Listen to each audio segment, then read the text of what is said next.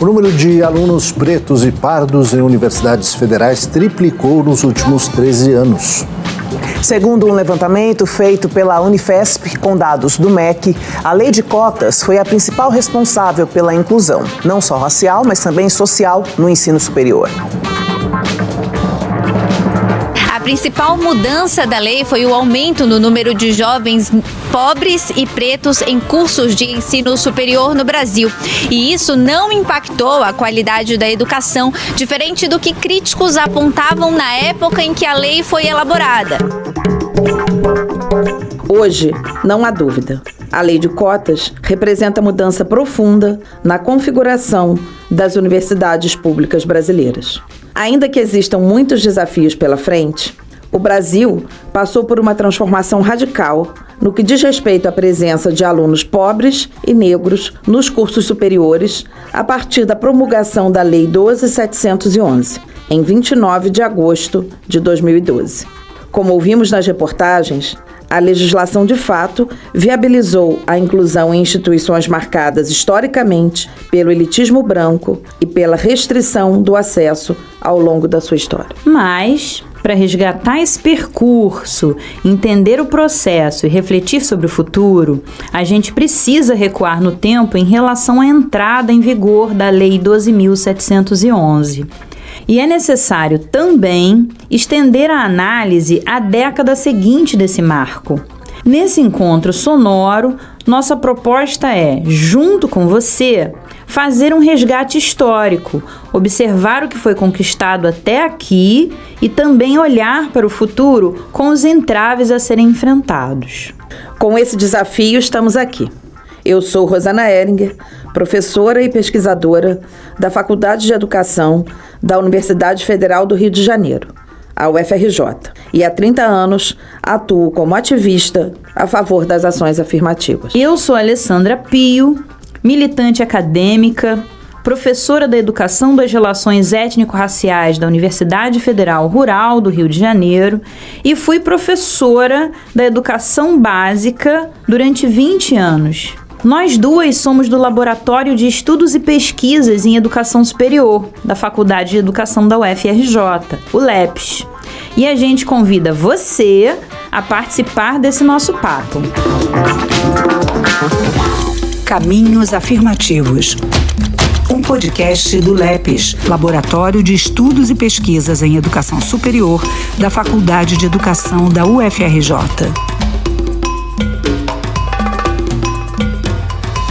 Vamos começar o nosso percurso pelos caminhos afirmativos.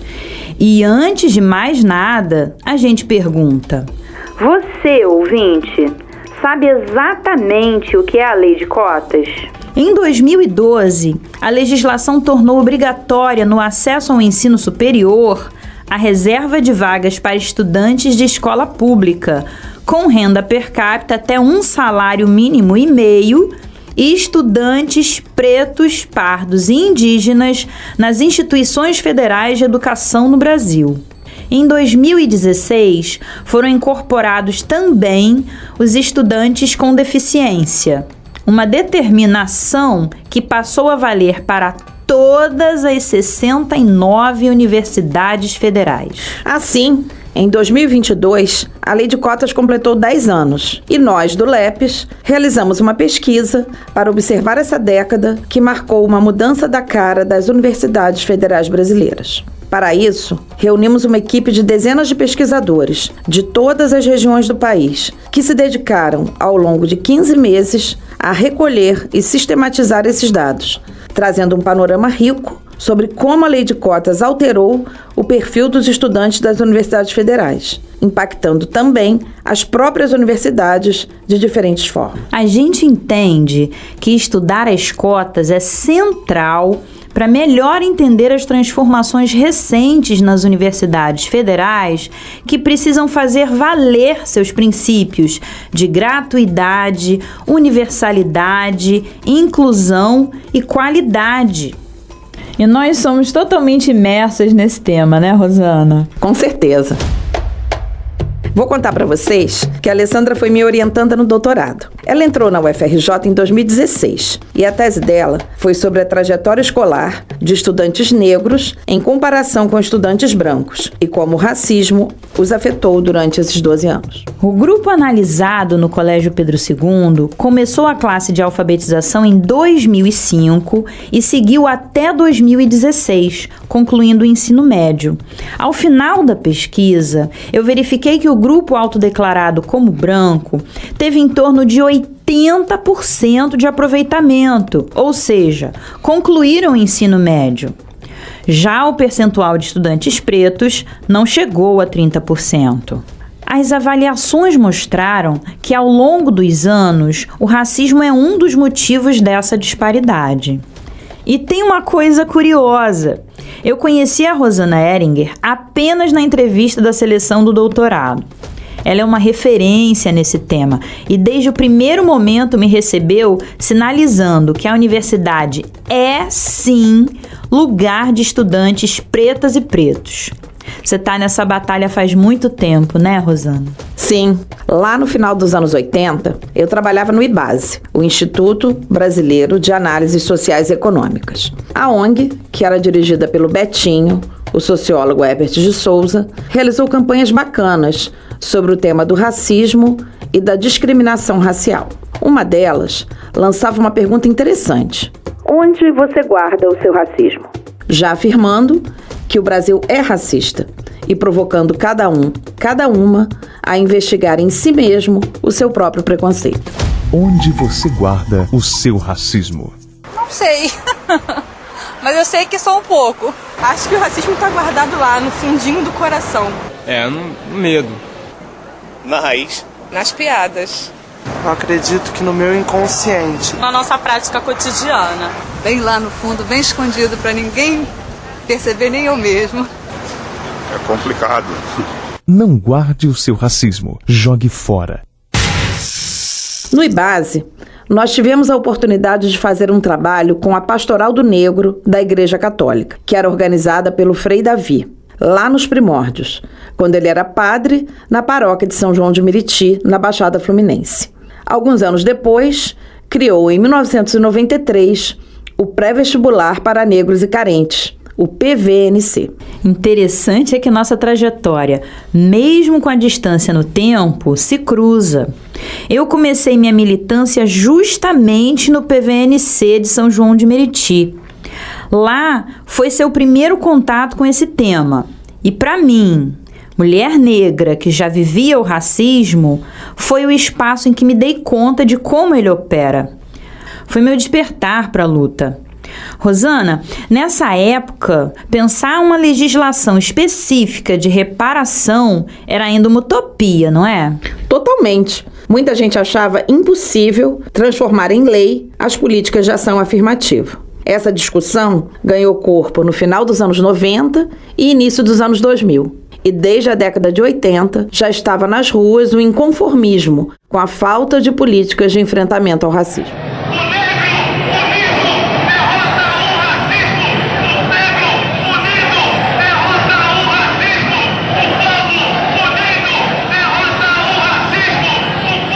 Essa foi a marcha contra a farsa da abolição, que aconteceu no Rio de Janeiro em 1988 e foi reprimida com violência pela polícia militar.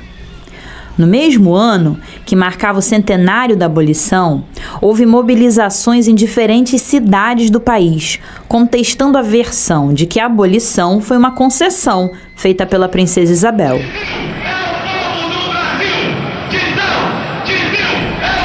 Outra mobilização marcante ocorreria em 1995. O movimento negro tomou Brasília, numa mobilização de mais de 30 mil pessoas reunidas na Marcha de Zumbi dos Palmares contra o racismo, pela cidadania e a vida. Fazia 300 anos da morte de Zumbi. O movimento negro decidiu comemorar com uma grande marcha em Brasília, para mostrar o tamanho da indignação dos negros contra o mito da democracia racial no Brasil.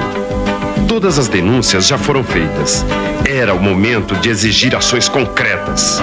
Em todo o Brasil, o negro apostou no sucesso da marcha. Zumbi! aqui. Vieram pessoas do Rio Grande do Sul, do Ceará, de 20 estados desse país, viajando nas condições mais absurdas, mais difíceis, mais insalubres.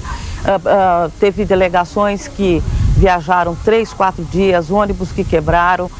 Houve uma delegação que chegou às 7 horas da noite no final do ato, mas chegou para marcar que veio, que está aqui, que está na luta, que está no processo. Essa foi a filósofa e militante antirracista Sueli Carneiro, em depoimento ao documentário Marcha Zumbi dos Palmares, 1995. Aliás, o link para esse ótimo documentário está na descrição desse podcast. A gente sente a potência do movimento na fala dela. Dá para imaginar a emoção. Nesse dia, foi realizada a primeira sessão solene no Congresso Nacional para discutir a situação do negro no país em que o povo teve vez e voz. Era um momento muito rico e intenso. Internacionalmente, também aconteciam mobilizações e o Brasil participava delas. Tem 2 momentos muito marcantes nesse processo, então. O primeiro é a realização da Conferência Regional contra o Racismo, ocorrida em Santiago do Chile em 2000, onde, pela primeira vez, diferentes grupos étnicos e raciais sentam para falar desse tema e para discutir esse tema e construir um documento.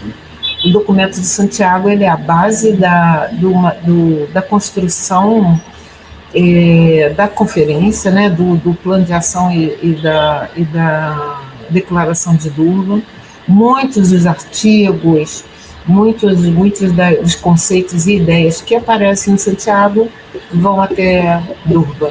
Essa é a Lúcia Xavier, coordenadora da ONG Crioula, que desde 1992 atua contra o racismo e em defesa dos direitos da mulher negra. Durban, a que ela se refere, é a cidade da África do Sul em que ocorreu em 2001 a Conferência Mundial das Nações Unidas contra o Racismo, a Discriminação Racial, a Xenofobia e a Intolerância. Os brasileiros assinalaram sua participação na conferência, levando a Durban a maior de todas as delegações, representando as diversas organizações do movimento negro, ao lado de mulheres, indígenas, homossexuais e outros grupos historicamente discriminados. Eu também participei da Conferência de Durban, como representante da Sépia, uma organização de mulheres em que eu atuava na época. Estava lá, articulada com dezenas de ONGs e movimentos sociais brasileiros, atuando para influenciar o texto da declaração final da conferência, a favor da inclusão dos direitos dos afro-latino-americanos e para ampliar a responsabilidade do Estado em promover a igualdade racial. A Lúcia Xavier também presenciou o debate sobre se a escravidão transatlântica se configurava como um crime contra a humanidade, princípio que foi defendido pela diplomacia brasileira em Durban. Essa eloquência do Brasil em trabalhar essa discussão e negociar esse termo foi importantíssima, porque daí geraria ou não o Instituto da Reparação. Né? Só com esse reconhecimento você conseguiria, então, ampliar a ideia da reparação, porque até ali a reparação era da cidadania, né? Então, políticas que pudessem abrir a melhor qualificação, melhor oportunidade. A gente só tem uma parte das ações afirmativas exatamente por causa dessa intrínseca dificuldade de olhar que a nossa condição de vida hoje reflete o que foi a escravidão e a negação da nossa presença na construção da nação, da divisão de recursos, distribuição desses recursos. Nesse momento histórico, uma iniciativa pioneira em relação à política de cotas no Brasil ocorria na Universidade do Estado do Rio de Janeiro, a UERJ. A política de cotas tem raízes plantadas no Brasil há quase 20 anos. A UERJ, Universidade do Estado do Rio de Janeiro, é uma das pioneiras. A partir da experiência com a UERJ, foi possível refletir sobre como as ações de políticas afirmativas podem promover o acesso a uma formação acadêmica de qualidade. Mas esse não foi um processo suave. A lei foi aprovada pelos deputados estaduais na Assembleia Legislativa do Rio de Janeiro, a ALERJ, e encontrou muita resistência, inclusive na universidade. Quem acompanhou de perto foi o advogado e hoje professor substituto da UFRJ, Renato Ferreira. Renato é doutor em Ciências Jurídicas e teve um papel importante nesse processo. Ele relembra essa resistência. A UERJ, no primeiro momento, se sentia violada, se sentia que tinha a sua autonomia violada, né, por essa legislação. Então, a reitoria, sem querer muitas vezes entrar no mérito, se era contra ou a favor das cotas, dizia que a UERJ tinha que ter autonomia para decidir a sua política de cotas. E não era uma lei estadual que tinha que impor isso para a universidade. Na época, a reitora era Nilceia Freire, feminista histórica. Ela inicialmente resistiu à adoção da ação afirmativa, mas mudou de posição, se transformando em uma defensora importante das cotas. Quando a UERJ muda essa opinião, a gente começa a mostrar para as outras reitorias que a reitora do Rio de Janeiro, das universidades do estado do Rio de Janeiro, ela era favorável, era uma aliada, e aí a reitora Nilceia se colocou também como um instrumento, né, nessa luta, porque ela começou a viajar pelo Brasil, conversando com seus pares, e aos encontros de reitores, conversando com seus pares. Olha, criar a política de cotas é importante sim, a UERJ está melhorando. E ela dizia, eu nem percebi o quanto a universidade era elitista, só quando nós adotamos a cota, a reação que criou deu uma dimensão de como a UERJ era elitista. Então é importante que vocês discutam e adotem a política de cotas. Então ela passou a ajudar muito também. Se por um lado o movimento pelas cotas foi angariando apoios, por outro, foi alvo de artilharia pesada, de setores acadêmicos específicos, da mídia e da justiça. Um jogo difícil, né, Rosana? Muito, Alessandra. Inicialmente, os ataques partiram principalmente de grupos conservadores, mas vieram também de pessoas com histórico progressista. Simbólico dessa resistência foi a divulgação, já em 2006, de um manifesto contra as cotas raciais, redigido por intelectuais, alegando que as políticas propostas aprofundariam o racismo. Manifesto de intelectuais contra as cotas raciais. Raças humanas não existem. A genética comprovou que as diferenças icônicas das chamadas raças humanas são características físicas superficiais, que dependem de parcela ínfima dos 25 mil genes estimados do genoma humano.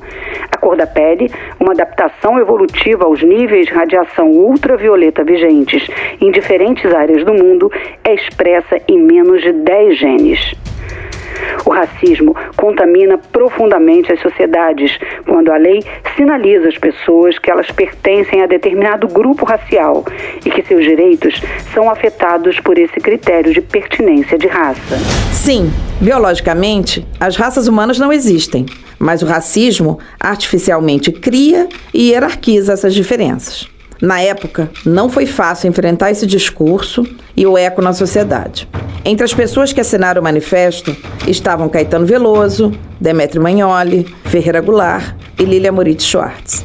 O argumento era de que as cotas dividiriam a sociedade. Na época, foi editado um livro com artigos contra a legislação, que tinha um título bem representativo dessa estratégia: Divisões Perigosas, Políticas Raciais no Brasil Contemporâneo. E, em paralelo, havia as tentativas jurídicas de interditar os avanços. O poder de articulação dos opositores às políticas de cotas não era pequeno. A tentativa foi de derrubar as cotas da UERJ e, assim, impedir que a iniciativa fosse adotada em outras universidades. E eles foram diretamente ao Supremo Tribunal Federal. Só não esperavam a reação dos defensores das políticas afirmativas. A própria reação ao sistema de cotas nos obrigou a nos articular em rede nacional e aí a UERJ, mais uma vez, pôde contribuir muito, porque o LPP acabou criando uma rede de intelectuais e ativistas negros em prol das cotas, e nós nos reuníamos, né? Assim, 2 em 2 meses, 3 em 3 meses, nós nos reuníamos e traçávamos estratégias e dialogávamos sobre nossas experiências. Então, a própria reação também contribuiu muito para que nós nos articulássemos nacionalmente. O LPP, a que Renato Ferreira se refere, é o Laboratório de Políticas Públicas da UERJ. Dentro do LPP, organizou-se uma importante rede de pesquisadores e ativistas que fortaleceu a luta do movimento negro pelas ações afirmativas. Não havia maturidade jurídica no Brasil, no início dos anos 2000, a favor de uma política de cota ainda mais racial. Não havia maturidade jurídica por parte dos maiores juristas do Brasil. Então, nós teríamos um pleito muito difícil, nós sabíamos. Então, nós começamos a nos articular, nós, advogados, para defender as políticas de cota com base no pensamento social negro, ou seja, com base em textos e artigos, teses de intelectuais negros que eram até então invisibilizadas. Esse material todo nos ajudou muito a produzir nossas teses, porque as teses que eram históricas, sociológicas, antropológicas, da educação, a educação também tem muita coisa produzida, elas teriam que ser traduzidas, elas teriam que ser transformadas em argumentação jurídica para serem levadas aos tribunais. Pra você ter uma ideia, nos primeiros meses de cotas da UERJ, mais de 300 ações foram colocadas na justiça contra as cotas da UERJ. Mais de 300 ações. Impressionante. Bem, em 2022, quando a Lei de Cotas completou 10 anos, nós, do LEPES, em parceria com a Ação Educativa, realizamos uma pesquisa para observar essa década que marcou uma mudança na cara das universidades federais brasileiras. Lembro bem como essa experiência da UERJ, que o Renato Ferreira nos conta, se difundiu pelo país. A Universidade Estadual do Rio de Janeiro se organizou para apoiar quem vinha depois. Eles viajavam para falar do processo na UERJ e criaram também um mapa das ações afirmativas na educação superior. Um trabalho incrível que nos motivou a escrever juntos, eu e o Renato, um capítulo de um livro chamado Caminhos Convergentes, que inspirou o nome do nosso podcast, Caminhos Afirmativos. A gente fazia um mapa do Brasil grande em PowerPoint e ia colocando aquelas estrelas, identificando mês a mês quais eram as universidades que já estavam adotando. No primeiro momento, aí já tinha 7 universidades, depois 10, depois 13, e foi aumentando, a gente ia aumentando, e aí a cada universidade que adotava, a gente entrevistava um professor da universidade que tinha participado do processo de implementação na nossa página. A nossa página chegou a ter 1 milhão de visualizações, a página do LPP nessa época. A gente publicava muito livro, fazia muito seminário, e eu ficava encarregado de produzir essa pesquisa, distribuir para a imprensa, e a pesquisa se preocupava em falar não só do aspecto quantitativo, quantas universidades adotavam, mas também por região, por estado, e também no aspecto qualitativo, qual é o tipo de política de ação afirmativa, se contemplava só a escola pública, se contemplava a escola pública e racial, étnico-racial, enfim, a gente fazia todo esse monitoramento, o percentual de política de cota, se era 10, 15, 20, 30%, e a gente produzia sempre um texto sobre a política. Então, esse texto a gente mandava para a imprensa, produzia um artigo acadêmico, publicava na página, e aí então servia, naquele início, de ferramenta tanto para a imprensa poder ter mais dados críticos para poder fazer suas matérias, tanto para o movimento negro utilizar como ferramenta de luta, quanto para os próprios intelectuais terem mais uma fonte de pesquisa. Incrível esse relato do Renato Ferreira, especialmente para mim, que não vivi essa disputa, mas sou uma beneficiária da política de cotas já em outro momento, na pós-graduação. Um tema que vamos abordar no próximo episódio.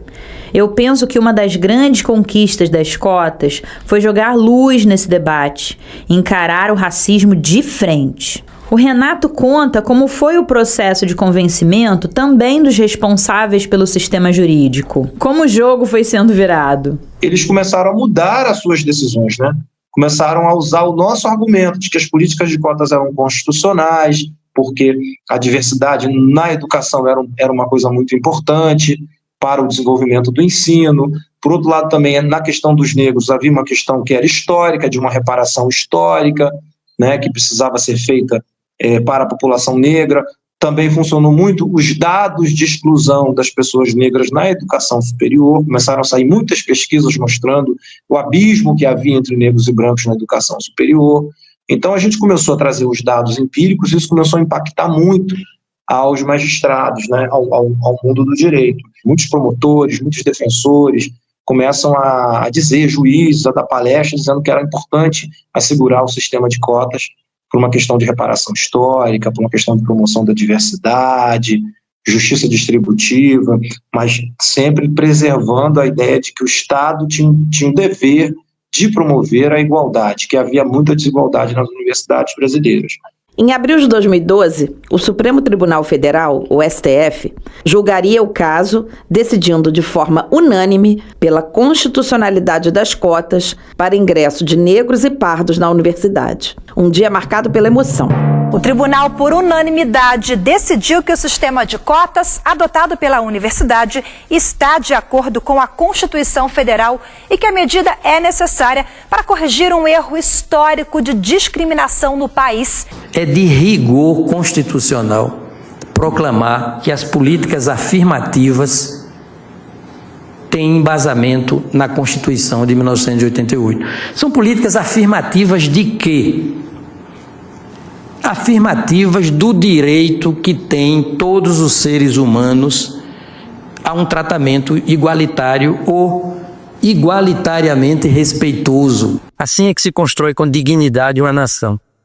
A partir desta decisão, ministro Lewandowski, o Brasil, e a partir deste Supremo Tribunal Federal que tem vitalizado a Constituição, que tem tirado a Constituição do papel, o Brasil tem mais um motivo para se olhar no espelho da história e não corar de vergonha. Por favor, peço. Este foi o voto do ministro Aires Brito. Em agosto do mesmo ano, a presidenta Dilma Rousseff sancionou a lei que instituiu o sistema de cotas raciais e sociais para as universidades federais de todo o país. A presidenta Dilma Rousseff sancionou a lei que institui o sistema de cotas raciais e sociais para universidades públicas de todo o país. O projeto tramitou no Congresso Nacional por 13 anos. Pela lei, metade das vagas nas universidades e escolas técnicas federais do país será destinada a estudantes cotistas. Critérios raciais e a renda serão levados em consideração. Todas as instituições públicas terão 4 anos para adotar o sistema de forma integral. A Lei 12.711 possibilitou mudança estrutural nos cursos superiores. Nós, que circulamos nas universidades públicas, percebemos isso diariamente, o que é motivo de muita alegria.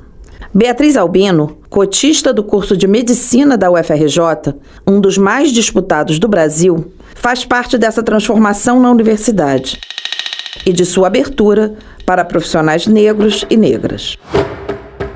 Hoje, a gente tem uma entrada importante, de pessoas no curso de medicina, em carreiras importantes a partir do programa de cotas. Muito importante eu, como mulher negra, ter conexões dentro da minha faculdade que me possibilitem ser melhor para o meu povo.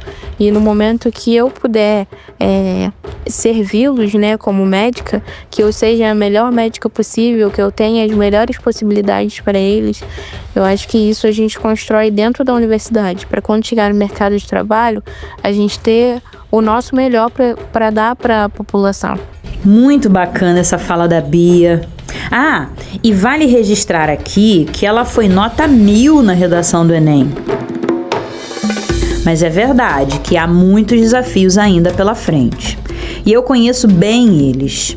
Enfrentar o preconceito dentro da própria universidade, garantir políticas de permanência que viabilizem as condições para que o curso não seja interrompido, medidas para impedir fraudes. A gente vai tratar disso tudo nos próximos episódios. Temos muito que conversar. Muito mesmo. A pesquisa que realizamos no LEPES fez um diagnóstico importante sobre como estão esses e outros temas uma década depois da adoção das cotas. Os resultados estão reunidos no livro 10 anos da Lei de Cotas, Conquistas e Perspectivas, organizado por mim e pela professora Denise Carreira, da Universidade de São Paulo. O link para download do livro está disponível na página deste podcast. Apesar da avaliação do impacto extremamente positivo, temos um caminho pela frente. Mas também temos que comemorar essa conquista, que é fruto da mobilização da sociedade, de um longo processo. Não há um protagonista na implementação e nem na defesa do sistema de cotas. A nossa luta coletiva do movimento negro que se organizou e, principalmente, a solidariedade das pessoas não negras, tal qual foi na época da abolição. Não foi o movimento negro sozinho que consolidou as políticas de cotas. Nas universidades que adotaram o sistema de cotas, não tinha negros no conselho universitário. E mesmo assim o conselho universitário era a favor das cotas. Na Assembleia Legislativa do Rio, a gente contava com 3, 4 deputados negros só. E eles foram a favor da política de cota. Então, quer dizer, para além da nossa estratégia de luta, a gente também contou com uma solidariedade de pessoas brancas.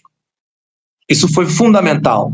As pessoas brancas que estavam naquele momento eram progressistas, pelas mais variadas razões, tá? E essas pessoas estavam no lugar certo, na hora certa. E essas pessoas foram capazes de nos ajudar naquele momento em que a gente estava precisando de ajuda.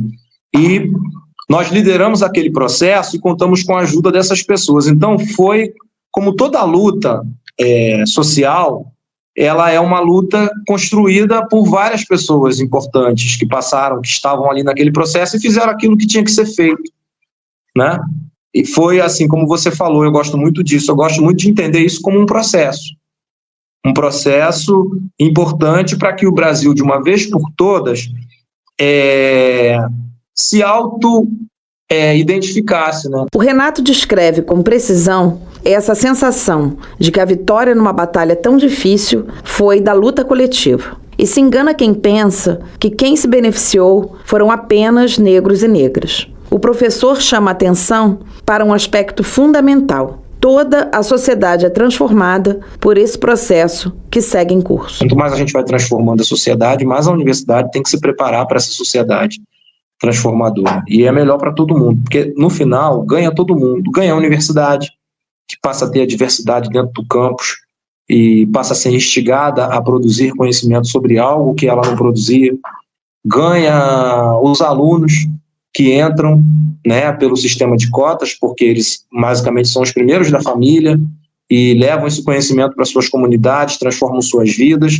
Ganha os estudantes que não entraram pelo sistema de cotas, que pela primeira vez vão estar com pessoas negras, por exemplo, numa situação de igualdade, que a universidade permite, que lá fora não é permitido. Lá fora as pessoas negras estão servindo, lá fora as pessoas negras estão excluídas, dentro da universidade elas estão como iguais.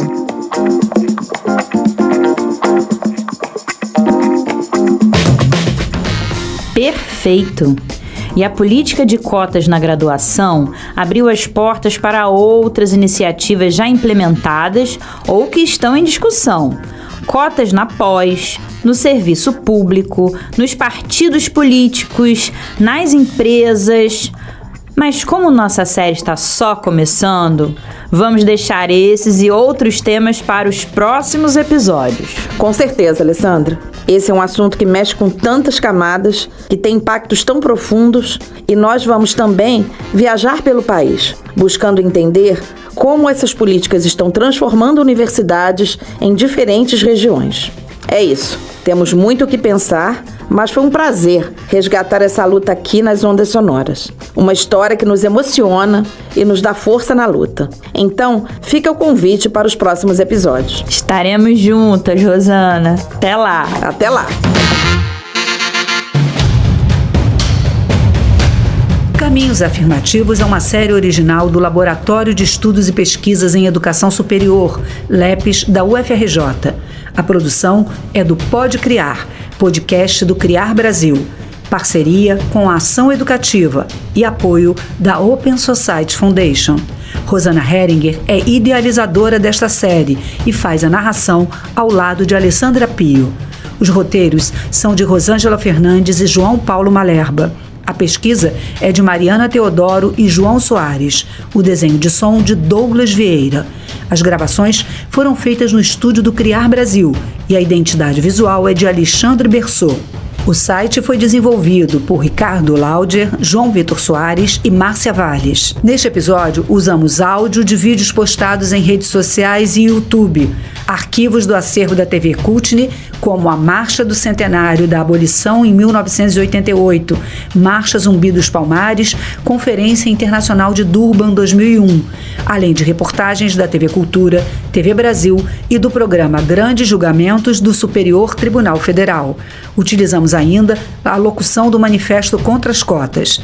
Agradecemos neste episódio as entrevistas de Lúcia Xavier, coordenadora da ONG Crioula, Renato Ferreira, advogado e professor substituto do Instituto de Planejamento Urbano e Puro UFRJ, e Beatriz Albino, cotista do curso de Medicina da UFRJ. Para acessar conteúdos adicionais, basta visitar o link disponível na descrição deste episódio. Ajude a divulgar comentando, compartilhando, recomendando, realizando bate-papos sobre o tema. Queremos saber a sua opinião e ampliar o debate sobre o assunto.